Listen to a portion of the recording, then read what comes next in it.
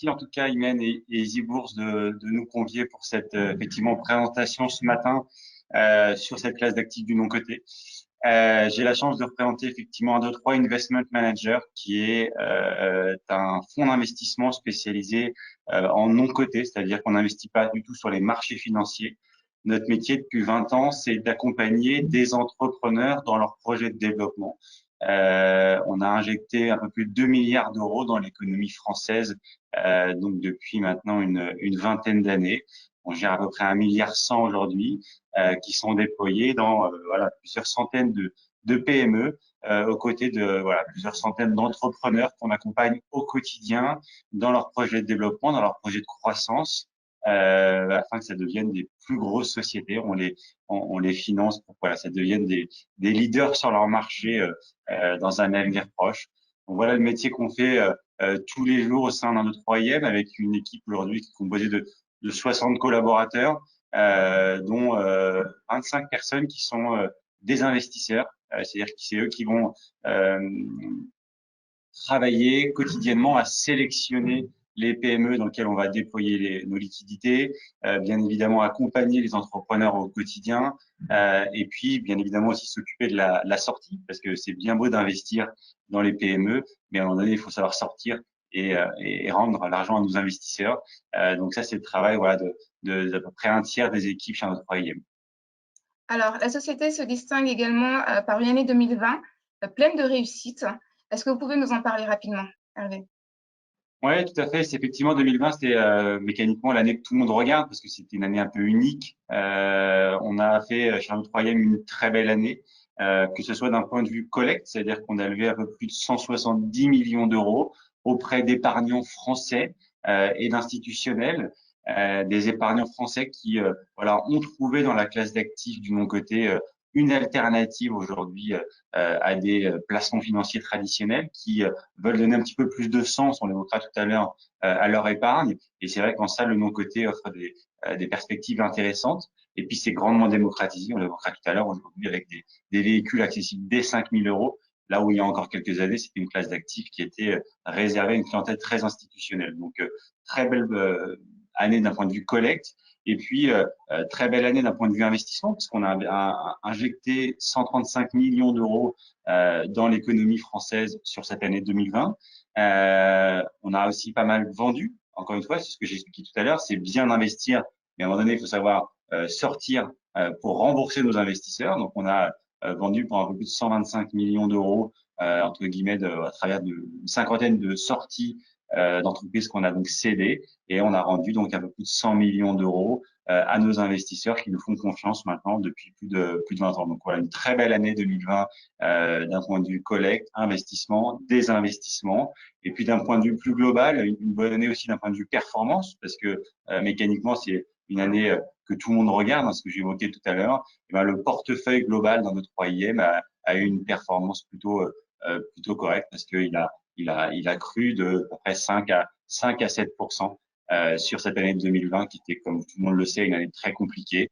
Donc voilà, ça montrera, et on l'évoquera tout à l'heure, la résilience et la résilience du modèle et la robustesse de la gestion dans le 3IM à travers ces différents secteurs d'activité qu'on va financer, qu'on évoquera tout à l'heure. Alors justement, une robustesse, Hervé, qui a été reconnue, puisque vous avez notamment récemment eu des récompenses et des trophées venant tout simplement valider le travail qui a été effectué. Exactement, voilà, vous avez effectivement à l'écran les quelques récompenses qu'on a eues, même si on est très fiers de les avoir et on remercie bien évidemment ceux qui ont voté pour nous. La plus belle récompense qu'on peut avoir, bien évidemment, c'est un client satisfait, un client qui réinvestit et un client à qui on a à l'époque proposé un produit, une solution d'investissement avec un objectif de rendement, une durée d'investissement. Et ben quand tout ça ça marche. Et quand au bout de 5 ou 6 ans, comme on s'est engagé avec le souscripteur et qu'il a réalisé un rendement annuel de l'ordre de 7 à 8% et que ça s'est matérialisé à la fin, bah, c'est la plus belle des récompenses. Donc, ces récompenses-là sont très importantes, mais encore une fois, la plus belle récompense, c'est voilà le contrat rempli à la fin avec les investisseurs et le fait qu'ils réinjectent encore une fois des liquidités au sein de nos différentes solutions. Alors, ce qu'il faut savoir aussi sur un 2, 3 IM Hervé, c'est que l'ISR, l'investissement socialement responsable, c'est pas juste des mots, c'est véritablement quelque chose qui est au cœur de la démarche investisseur de la société. Est-ce que vous pouvez nous en parler rapidement? Ouais, exactement. Alors, on entend beaucoup parler, bien évidemment, de l'ISR, de l'ESG, etc. On va dire, des thèmes qui sont très à la mode. Tant mieux, encore une fois, que ça soit à la mode, parce que c'est quelque chose d'extrêmement important. C'est quelque chose qui fait partie intégrante de la gestion chez 1, 2, 3 IM depuis plusieurs années, que ce soit au sein de la société de gestion, donc 1, 2, 3 IM. On a mis en place, bien évidemment, tout un tas de practices pour nous améliorer et implémenter au sein d'1, 2, 3 IM une vraie politique ESG. On l'évoquera tout à l'heure, notamment sur la gestion.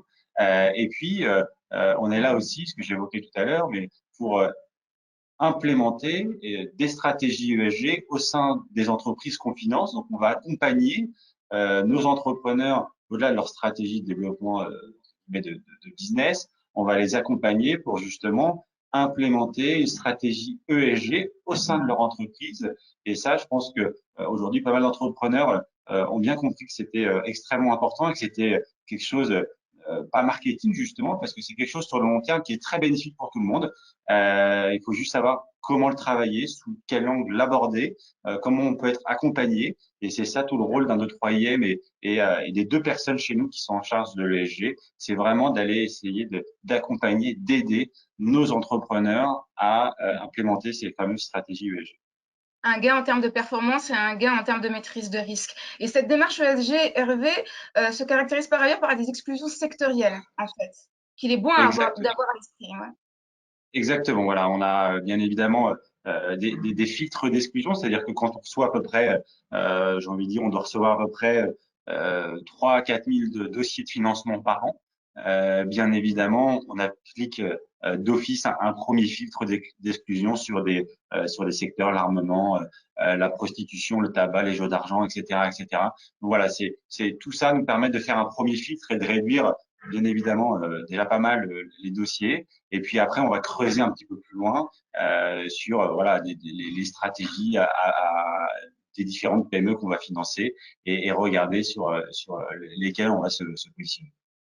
Alors, après cette petite présentation sur la société émettrice du FCPR, maintenant, justement, penchons-nous sur 1, 2, 3 Corporate 2020, le FCPR lui-même.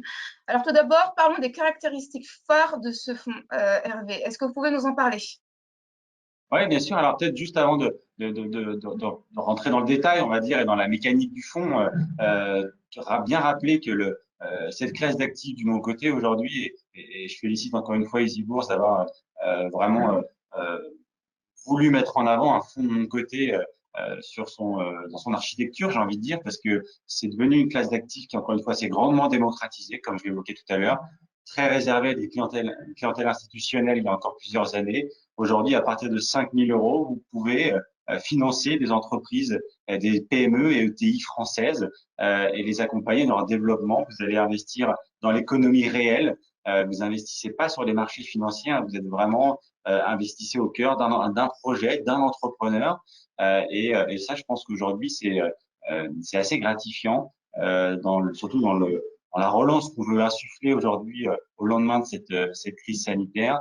Je trouve que c'est extrêmement pertinent de pouvoir proposer des solutions de ce type qui, encore une fois, ont vocation à venir en complément, bien évidemment, de votre allocation patrimoniale plus globale, avec des choses, bien évidemment, sur les marchés financiers, des choses liquides, de l'immobilier, mais sur une petite partie, voilà, ça peut avoir du sens de se positionner sur du non-coté, parce que le non-coté a effectivement beaucoup de qualités. Il a des défauts, bien sûr, notamment l'illiquidité, on l'évoquera tout à l'heure, mais il a beaucoup de qualités, les rendements, la décorrélation par rapport au marché financier, le fait d'investir vraiment dans l'économie réelle.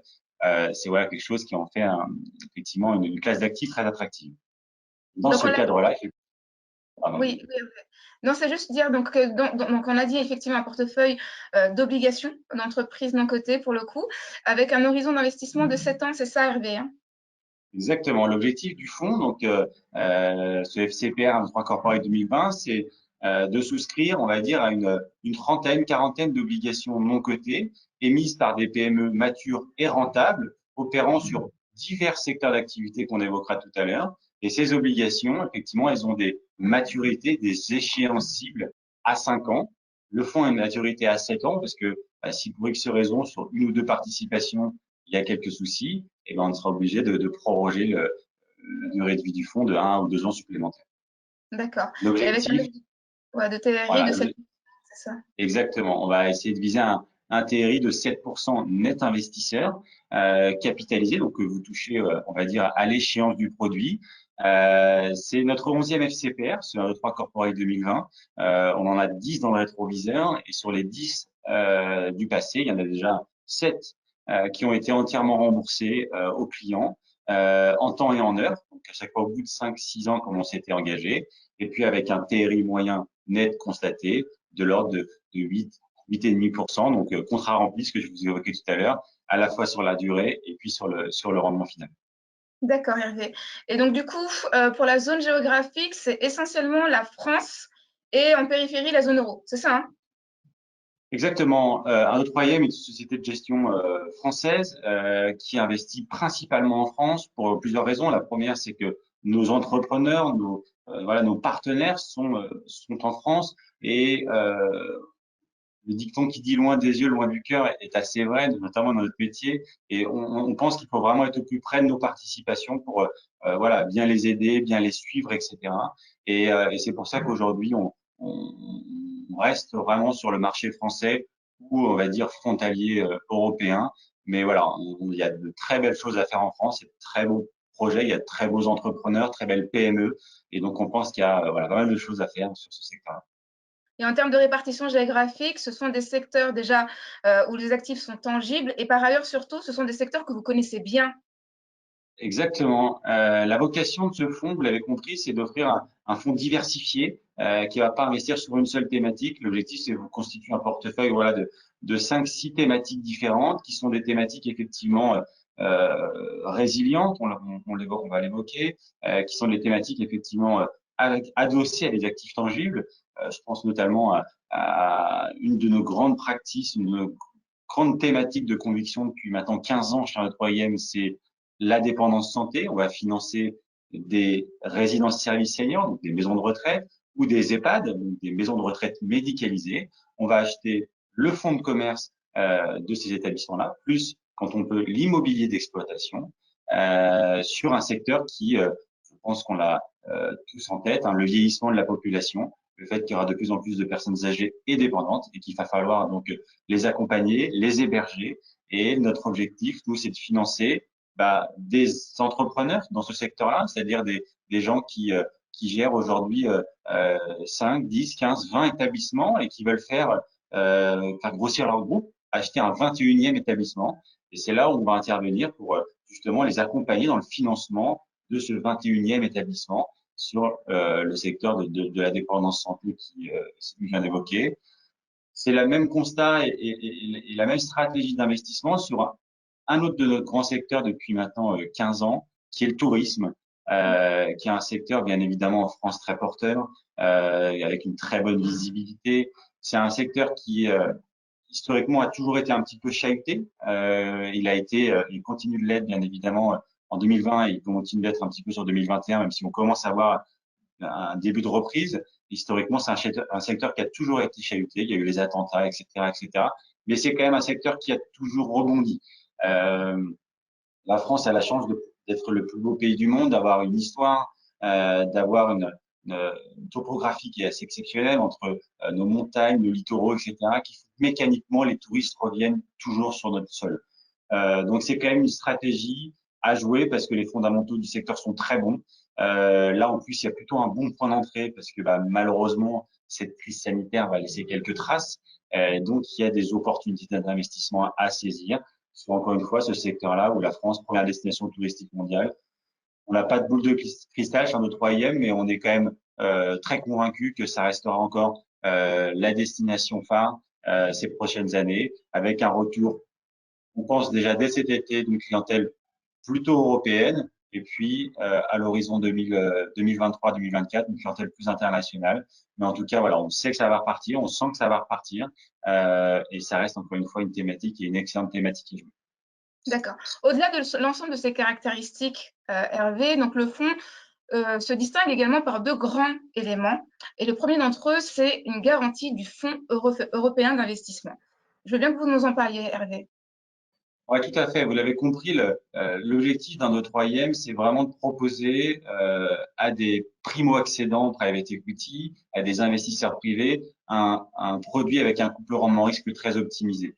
On sait que quand vous investissez sur un produit comme celui-ci, vous prenez du risque mécaniquement. L'objectif, c'est qu'on essaye de vous servir un risque le plus mesuré possible.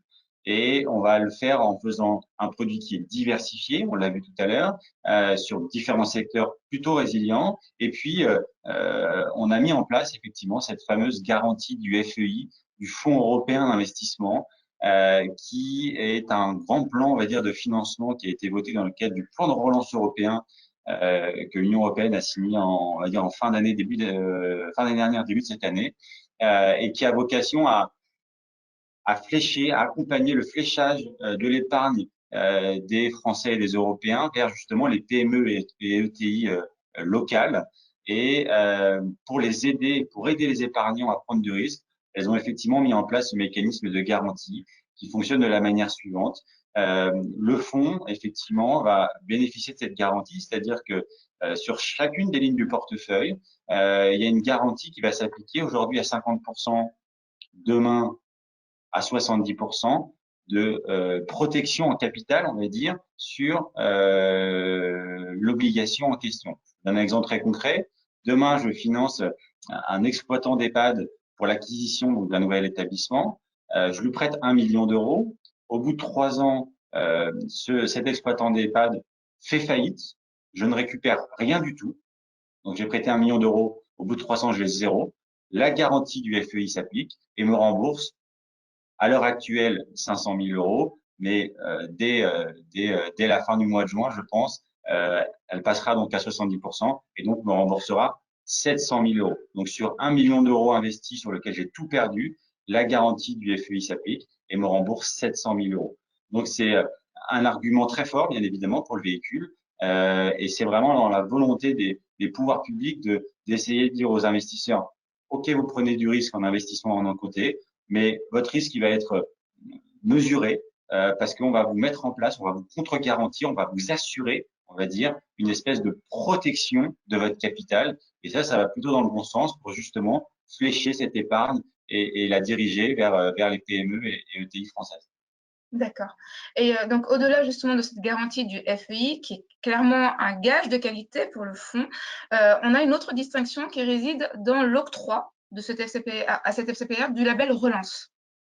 Exactement. Il y a ce fonds, bien évidemment, plein de qualités. On l'a évoqué, mais c'est vrai que la garantie du FEI, c'est un argument très fort. Ça permet effectivement de protéger le capital au maximum, en tout cas, de nos investisseurs. Quand bien même la gestion dans le 3e est très robuste, on l'a évoqué tout à l'heure avec plutôt un bon historique, mais c'est toujours bien d'avoir un petit parachute supplémentaire. Et puis, effectivement, l'autre fierté de ce fonds, c'est ce label France Relance que je trouve vraiment très pertinent aujourd'hui parce qu'on rencontre bon nombre d'investisseurs tous les jours qui nous disent, moi, je cherche des produits où je veux vraiment savoir où va mon argent, je veux savoir où est-ce qu'elle est injectée, je veux savoir ce que je finance, je veux vraiment accompagner des PME françaises, des entrepreneurs locaux, etc. Et ce label France Relance, effectivement, va dans ce sens-là. C'est vraiment pour, encore une fois, essayer de mobiliser des ressources pour apporter des fonds propres, quasi fonds propres, à des entrepreneurs pour les aider dans leurs projets de développement. Et voilà, c'est un gage, on va dire, une reconnaissance de notre métier parce que, bien évidemment, financer des entrepreneurs en fonds propres, quasi fonds propres, c'est ce qu'on fait depuis 20 ans chez un 2/3e parce que depuis 2001, on s'efforce à la fois de financer les entrepreneurs d'un côté et puis de deux, de mettre à disposition des solutions très accessibles à des investisseurs. C'est pour ça que l'ensemble de nos fonds sont accessibles dès 5 millions. D'accord. Alors, justement, le fonds a déjà opéré son premier investissement, pour le coup. Donc, et la société s'appelle Sandaya. Donc, est-ce que vous voulez bien nous en parler? Exactement. Le fonds donc est en phase de levée, en phase de collecte, et effectivement, il a réalisé un premier investissement dans un groupe qui s'appelle Sandaya, que vous connaissez peut-être. Sandaya, c'est un des leaders français de l'exploitation de camping. C'est une entreprise qui est valorisée aujourd'hui à peu près 400 millions d'euros, qui fait un peu plus de 80 millions d'euros de chiffre d'affaires, qui possède, détient donc une trentaine de campings un petit peu partout sur le territoire national. C'est une société extrêmement bien gérée, qui se concentre à racheter des actifs en perte de vitesse parce qu'un petit peu vieillissant, et ils vont y faire des travaux, ils vont monter en gamme ces actifs-là sur un secteur, donc l'hôtellerie de plein air. On n'appelle plus ça le camping aujourd'hui, justement parce que le secteur s'est complètement transformé. On est très loin de l'image qu'on peut avoir du camping, entre guillemets, avec le petit terrain vague. Aujourd'hui, c'est des vrais villages vacances, et c'est un secteur qui est extrêmement puissant en France. C'est un marché de plus de 4 milliards d'euros en France. On a le deuxième parc mondial derrière les États-Unis, donc c'est un secteur qui est très puissant sur le sol national, et c'est un secteur sur lequel, voilà, vous avez la chance d'avoir historiquement un vivier de clients fidèles sur ce marché du camping. Et depuis quelques années, du fait de la montée en gamme du secteur, on retrouve de plus en plus de touristes, on va dire, plutôt aisés, et qui vont dans les campings pour retrouver justement une expérience plus nature, plus écologique que sur des hôtels traditionnels. Et ça nous permet d'aller chercher de nouveaux relais de croissance, une nouvelle clientèle. Et ça, c'est extrêmement important. Et Sandaya le fait extrêmement bien. Donc, je vous invite grandement à regarder sur Internet le groupe Sandaya et regarder les différents sites qu'ils ont. C'est une marque absolument formidable. Et voilà, dans le cadre de ce fonds, vous allez financer ce groupe-là et financer de manière très concrète leur projet de développement. Et encore de manière encore plus concrète, vous allez participer à l'acquisition de 3 campings qui sont en train de racheter, situés notamment un du côté de La Baule, un autre du côté de Royan, et puis un autre sur le littoral méditerranéen. Donc voilà, de manière très concrète, dans quoi est déployé l'argent que vous positionnerez sur ce fonds, notamment dans le cadre de ce premier investissement sur ce groupe de très belle qualité qui s'appelle donc Sandaya et qui est aujourd'hui un des leaders sur son marché de l'exploitation de camping. D'accord. Donc à présent donc, que l'on a parlé de la société émettrice et du fonds lui-même, on va évoquer quelques points sur les modalités de souscription. Tout d'abord, qu'est-ce que vous auriez à nous dire concernant le montant minimum de souscription et le rachat, en fait, le potentiel? Alors, comme je vous l'ai évoqué en introduction, vraiment la volonté d'un autre OIM, c'est vraiment d'accompagner les entrepreneurs d'un côté, et puis de l'autre côté, c'est de proposer des solutions d'investissement les plus accessibles possibles. Donc, effectivement, à partir de 5 000 euros aujourd'hui, vous pouvez souscrire à ce FCPR de 3 Corporate 2020, donc ce qui est relativement accessible, même si ça reste des sommes importantes, vraiment dans cette volonté d'en faire un produit extrêmement démocratisé. C'est un produit, vous l'avez compris, qui est illiquide, dans la mesure où l'argent que vous nous confiez, on le prête, on le confie à des entrepreneurs. Et quand vous confiez l'argent à un entrepreneur, vous ne pouvez pas lui prêter l'argent le lundi et lui dire le mardi, je veux le récupérer. C'est pour ça que c'est un fonds où il n'y a pas de liquidité possible. On garde néanmoins une petite poche de liquidité pour faire face effectivement à ce qu'on appelle des cas de force majeure, le décès, la retraite, le licenciement et l'invalidité, qui peut permettre de pouvoir ressortir l'argent du fonds. Mais voilà, c'est uniquement dans ces cas-là. C'est vraiment des fonds qu'il faut voir.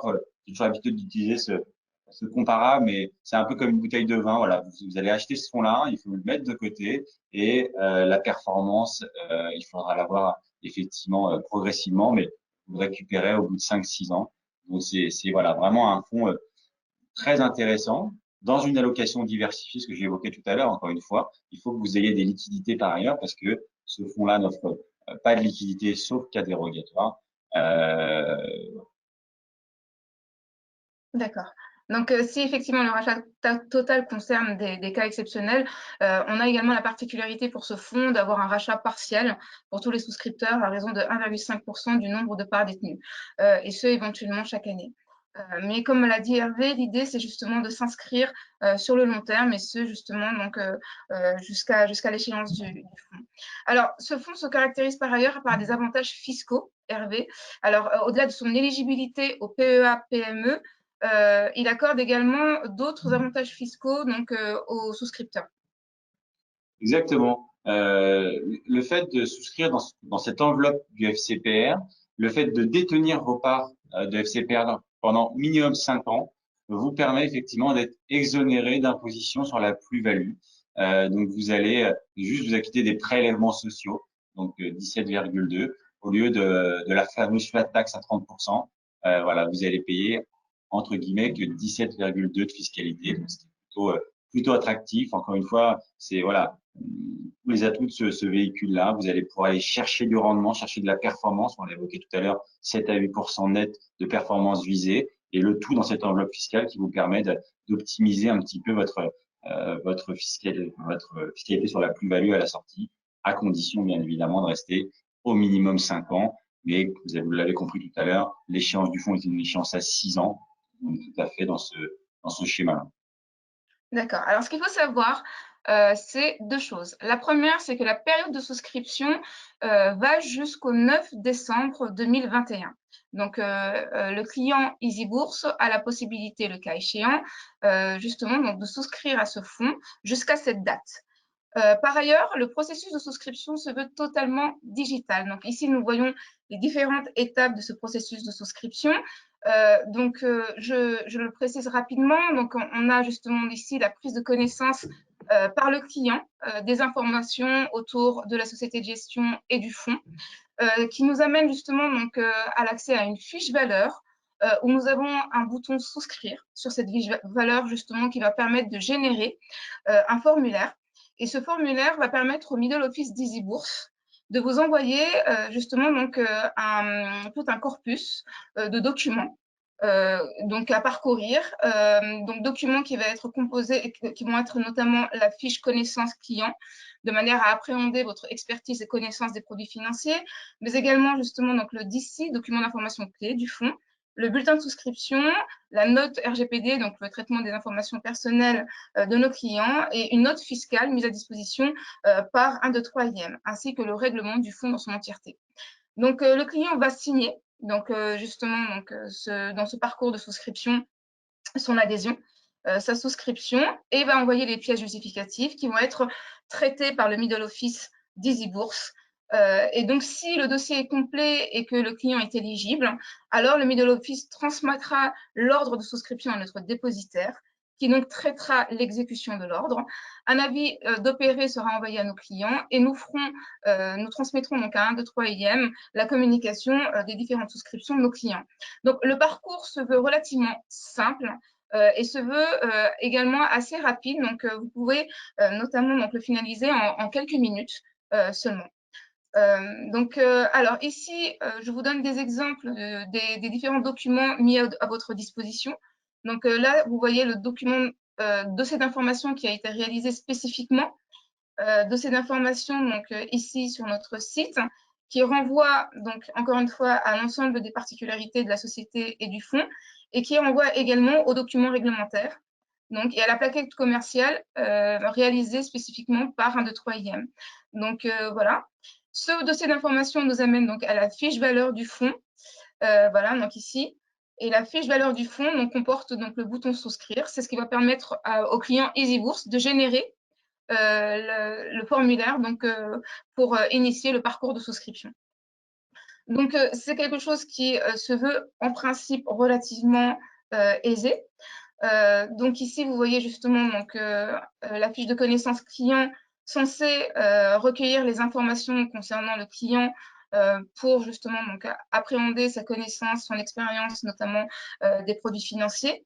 Et puis, vous avez également donc, ici un petit exemple donc, du bulletin de souscription voilà, qui va vous être demandé justement donc, pour là aussi donc, avoir les informations requises et permettre la finalisation du parcours de souscription. Donc voilà, donc ce fonds est commercialisé donc, par Easy Bourse à partir de ce mois de juin.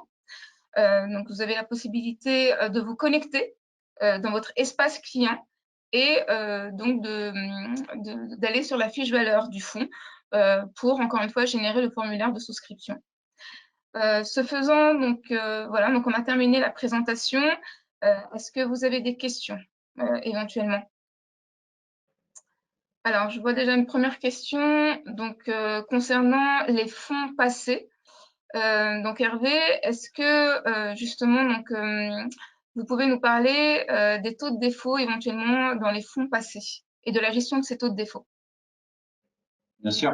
Alors, sur des produits similaires au Corporate 2020, donc sur des FCPR, donc je vous l'ai dit, il y en a 7 qui sont arrivés à échéance.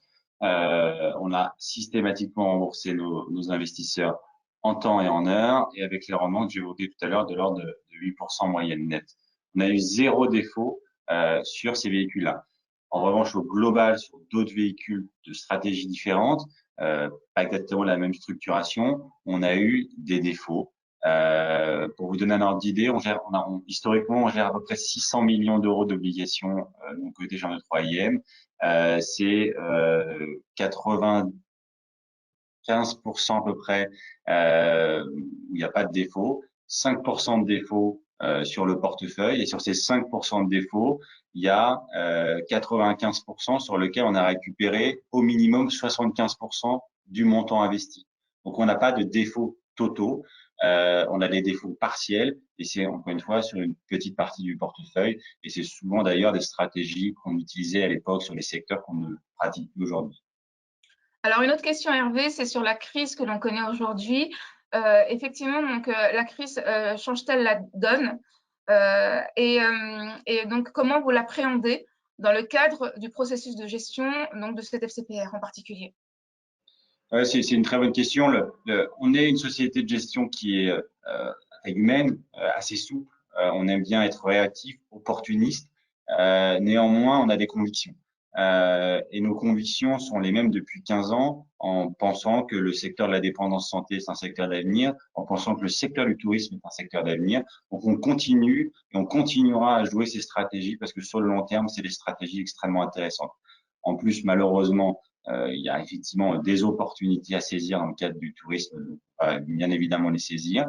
Et puis on est opportuniste, on est souple et on est quand même curieux d'aller trouver de nouvelles thématiques d'investissement. Je pense notamment à un joli secteur qu'on regarde depuis maintenant 4-5 ans, qui est l'éducation, qui est un secteur très porteur, la formation, que ce soit pour les plus jeunes ou les formations entre guillemets du soir pour les personnes un petit peu pour les adultes. Voilà, il y a des très jolis sujets à financer sur ce secteur-là. Donc voilà, on est robuste, on a des convictions bien évidemment sur l'immobilier aussi, parce qu'on est un investisseur immobilier réputé sur de la promotion immobilière dans l'habitation, sur du marchand de biens.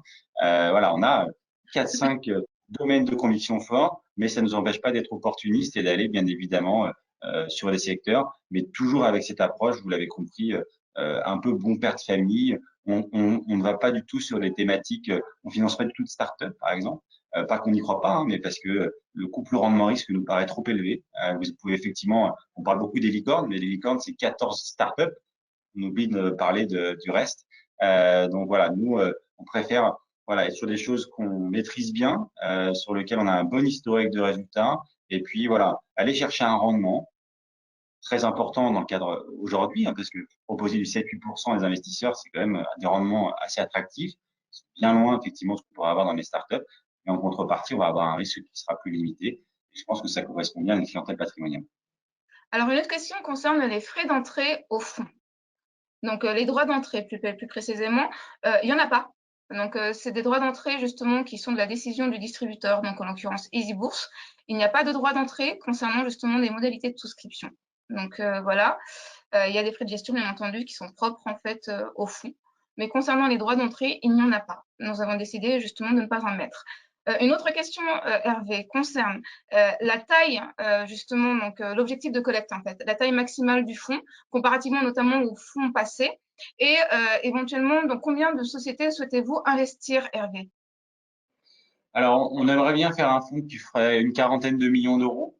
Et l'idée, c'est d'avoir une diversification sur une trentaine de lignes à peu près, 30-40 lignes. On veut pas un fonds à 150 lignes parce que plus vous avez de lignes, plus c'est compliqué de les suivre et de bien les suivre. On veut quelque chose de quand même assez diversifié. Donc 40 lignes, ça nous paraît bien. Mais voilà, qu'on puisse vraiment être au plus près de nos participations parce que encore une fois, c'est notre métier et c'est là-dessus qu'on est attendu. Et même quand bien même on a une confiance aveugle dans nos entrepreneurs, on est bien évidemment obligé de regarder aussi ce qu'ils font et de s'assurer que les intérêts de nos investisseurs et nos intérêts à nous, parce que ce qu'on n'a pas évoqué, mais vous savez que 1, 2, 3 IM, les gérants d'un 2, 3 IM investissent leurs deniers personnels dans le fonds aux côtés des clients pour débloquer un bonus à condition que les clients font un minimum de performance. Donc, il y a un vrai alignement d'intérêt entre nos gérants et les investisseurs. Tout ça ensemble pour aller créer de la valeur. Donc, voilà, je pense qu'aujourd'hui, proposer un portefeuille d'une quarantaine de lignes, c'est vraiment très bien. Ça sera une diversification suffisamment importante et sur différents secteurs, les secteurs qu'on a évoqués tout à l'heure. D'accord, Hervé. Un point très intéressant, cet alignement d'intérêts, effectivement, qui vous amène à vous impliquer davantage, justement, dans la gestion. Une autre question un peu plus macro, concerne le risque du retour de l'inflation, Hervé. On me dit, est-ce que le rendement recherché des 7-8% en question est avec ou hors inflation? On fait des scénarios avec effectivement tout type de scénarios, que ce soit la remontée des taux, que ce soit le retour de l'inflation, etc. Tout ça sont pris en compte dans nos stratégies, dans nos scénarios de performance.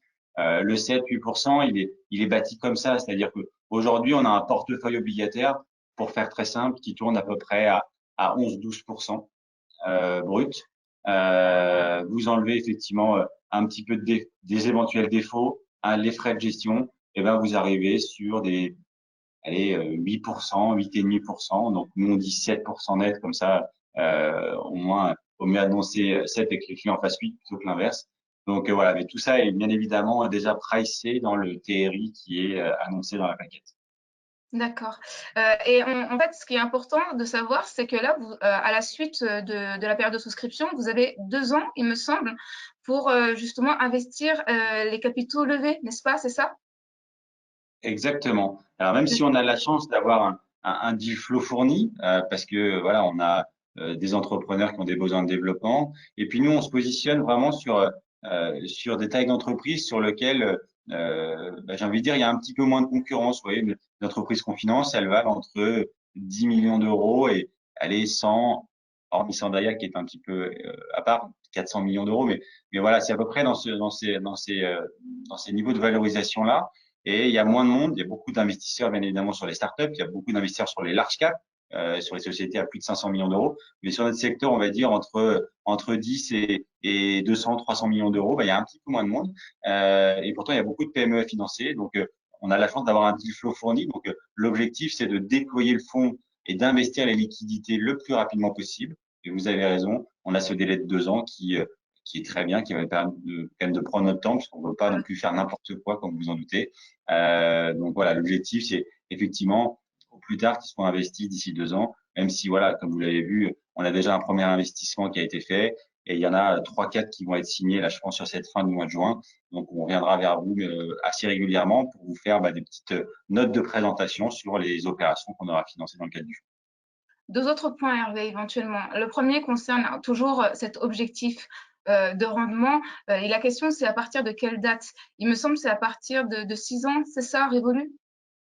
Ouais. L'objectif de 7-8%, éventuellement. Alors, ouais, en fait, le fonds va donc investir dans les obligations, mais il n'investit pas tout le même jour. Vous voyez, on a déjà fait un investissement là qui tourne depuis, on va dire, quelques mois. Et on va en faire là sur la fin du mois de juin. Il y en aura d'autres qui sont en fin d'année. Donc, mécaniquement, toutes ces obligations n'auront pas exactement la même échéance. Ce que je vous dis, c'est à peu près la maturité d'une obligation, c'est à peu près 5 ans.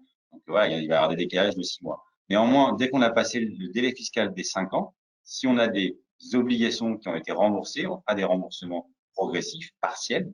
Et c'est à la fin, bien évidemment, quand on aura remboursé le nominal des investisseurs, plus bien évidemment la plus-value, qu'on va matérialiser la performance qui a visé de 7% par an.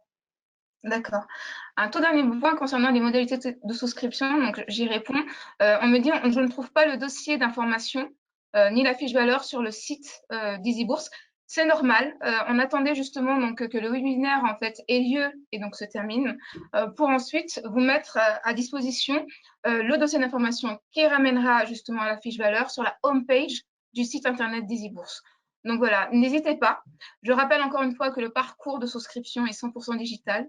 Je rappelle par ailleurs qu'il est relativement simple justement d'accès et qu'il ne faut pas hésiter éventuellement à faire appel à nous, EasyBourse, notamment notre middle office, si vous avez des questions sur le sujet. Voilà. Hervé, je pense que on a terminé. Merci énormément. Merci pour cette intervention. Merci pour ces explications qui, à mon sens, en tout cas, je pense, a été très claire. Juste à dire que il y aura un autre webinaire qui sera organisé à l'automne, toujours bien entendu sur ce fonds, pour vous donner un peu l'avancée en fait des investissements. Voilà, vous tenir au courant de comment en fait le process justement donc s'est acheminé. Et puis voilà, n'hésitez pas de toute façon à faire appel à nous, Easy Bourse, si jamais vous avez des questions supplémentaires. Merci énormément pour votre présence à tous. Et puis, je vous souhaite une très, très belle journée. Encore merci Hervé. Merci à tous et bon week-end.